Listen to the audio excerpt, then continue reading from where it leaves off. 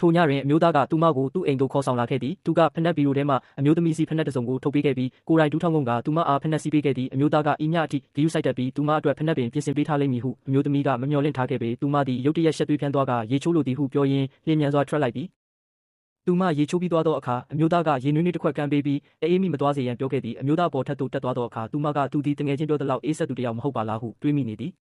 ထိုအချိန်တွင်သူမ၏မိခင်ကဗီဒီယိုကော့ခေါ်ဆိုလာခဲ့သည်ဖုန်းချိတ်ဆက်မိသည်နှင့်တပြိုင်နက်မိခင်ဖြစ်သူကသူမအိမ်ပြန်မလာသည့်အကြောင်းကိုမေးမြန်းစစ်ဆေးခဲ့ရာသူမအနေဖြင့်မိမိအိမ်ထောင်ပြုလိုက်သည့်အကြောင်းကိုမည်သို့ရှင်းပြရမှန်းမသိဖြစ်နေခဲ့သည်ထို့ကြောင့်အမျိုးသမီးကသူမ၏အရင်ဒီဆုံးတငယ်ချင်းအိမ်တွင်ရက်အနှဲငယ်ကြာတဲခုမီဟုလိန်ညာပြောဆိုလိုက်သည်တိုးတော်ပထွေးဖြစ်သူကသူမ၏စကားကိုမယုံကြည်ဘဲနောက်တစ်နေ့တွင်အိမ်သို့ပြန်လာရန်အတင်းအကျပ်တောင်းဆိုခဲ့သည်ကွက်တိပင်ထိုမျိုးသားကအောက်ထပ်သို့ဆင်းလာခဲ့ရာသူ၏ပုံရိပ်ကဖုံးမျက်နှာပြင်ပေါ်တွင်ပေါ်သွားခဲ့သည်ထိုသူကိုမြင်လိုက်ရသောအခါပထွေးကသူမ၏နောက်ကအမျိုးသားမှာမြည်သူနည်းဟုချက်ချင်းပင်လှမ်းမေးခဲ့သည်အမျိုးသမီးမှာထိတ်လန့်သွားခဲ့ရသည်မိမိ၏ဆိုးရွားလာသောမိသားစုအခြေအနေကိုထိုမျိုးသားအားမသိစေချင်သောကြောင့်သူမသည်ဖုံးကိုချက်ချင်းချပစ်လိုက်သည်ပထွေးဖြစ်သူမှာဤအချင်းအရာကြောင့်အလွန်ဒေါသထွက်သွားခဲ့သည်ထို့နောက်အမျိုးသမီးသည်မနေ့ကမှမိမိ၏ကုမ္ပဏီတွင်အင်တာဗျူးလာရောက်ဖြေဆိုထားသည်ကိုသူကရုတ်တရက်တတိယသွားသည်ထို့ကြောင့်သူကထိုမျိုးသမီးကိုကုမ္ပဏီသို့အလုပ်ဆင်းရန်အကြောင်းကြားရန်အိတ်အားတမင်တကာညွှန်ကြားခဲ့သည်အမျိုးသမီးသည်ပထွေးကိုမြင်လိုက်ရသည့်ခဏ၌ပင်အလွန်မင်းကြောက်လန့်သွားခဲ့သည်ပထွေးကသူမအားထွက်ပြေးခွင့်မပေးဘဲလက်ကိုဆွဲကာအိမ်သို့အတင်းအကျပ်ခေါ်ဆောင်ရန်ကြိုးပမ်းခဲ့သည်